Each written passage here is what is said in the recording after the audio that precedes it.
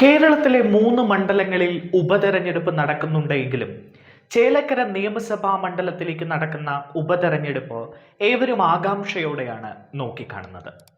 K Radhakrishnan വൻ ഭൂരിപക്ഷത്തോടെ നിയമസഭയിലേക്ക് തിരഞ്ഞെടുക്കപ്പെട്ടതിന് ശേഷം അദ്ദേഹം മന്ത്രിയാവുകയും ചെയ്തിരുന്നു. എന്നാൽ ലോക്സഭാ തെരഞ്ഞെടുപ്പ് വന്നപ്പോൾ ആലത്തൂർ മണ്ഡലത്തിൽ നിന്ന് മത്സരിച്ച് വിജയിച്ച കെ രാധാകൃഷ്ണൻ ലോക്സഭയിലേക്ക് പോയി. ഇത്തവണ UR പ്രദീപാണ് ചേലക്കരയിൽ സ്ഥാനാർത്ഥി. UR പ്രദീപും വിജയപ്രതീക്ഷയിലാണ്. എന്നാൽ ഇടതുകോട്ടയായ ചേലക്കര ഇത്തവണ പിടിച്ചെടുക്കും എന്ന പ്രതീക്ഷയിലാണ് UDF. ഈ പ്രതീക്ഷയ്ക്ക് ബലമേകുന്ന പ്രധാന കാരണങ്ങളിലൊന്ന് കഴിഞ്ഞ ലോക്സഭാ തെരഞ്ഞെടുപ്പിൽ UDF സ്ഥാനാർത്ഥി രമ്യ ഹരിദാസ് CPM കോട്ടയായ ചേലക്കരയിൽ വോട്ട് വർദ്ധിപ്പിച്ചതാണ്. CPMനെ ഞെട്ടിച്ചുകൊണ്ടാണ് വർഷങ്ങളായി ഇടതുകോട്ടയായ ചേലക്കരയിൽ രമ്യ വോട്ട് വർദ്ധിപ്പിച്ചത്. അതുകൊണ്ട് തന്നെയാണ് ഇക്കുറി രമ്യയെ കളത്തിലിറക്കാൻ UDF കണ്ണും പൂട്ടി തീരുമാനിച്ചത്. രാധാകൃഷ്ണനുള്ള ജനപ്രീതി UR പ്രദീപിന് ഇല്ല എന്നുള്ള കണക്കുകൂട്ടലും UDFന് ആശ്വാസമാണ്. കെ രാധാകൃഷ്ണനും UR പ്രദീപും തമ്മിൽ ചെറിയ അസ്വാരസ്യങ്ങൾ ഉണ്ടെന്ന വാർത്തകളും തുടക്കത്തിൽ പറഞ്ഞു കേട്ടിരുന്നു.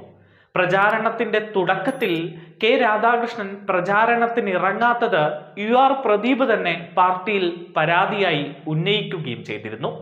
ഇത് UDFന് പ്രതീക്ഷ നൽകുന്നു. കൂടെ ഭരണവിരുദ്ധ വികാരം കൂടിയാകുമ്പോൾ ചേലക്കര പിടിക്കാൻ കഴിയുമെന്നാണ് UDFന്റെ കണക്കുകൂട്ടൽ. പക്ഷേ രമ്യ ഹരിദാസ് MP ആയിരുന്ന സമയത്ത് ചേലക്കര മണ്ഡലത്തിനു വേണ്ടി ഒന്നും ചെയ്തില്ല എന്ന ആക്ഷേപം വോട്ടർമാർക്കിടയിലുണ്ട്. ചേലക്കര എന്ന ഇടതു കോട്ടയ്ക്ക് ഇളക്കം സംഭവിക്കില്ല എന്ന് LDF ഉറച്ച് വിശ്വസിക്കുന്നു. 18,000 വോട്ടിന്റെ വൻ ഭൂരിപക്ഷമാണ് LDF മണ്ഡലം കമ്മിറ്റിയുടെ കണക്ക്.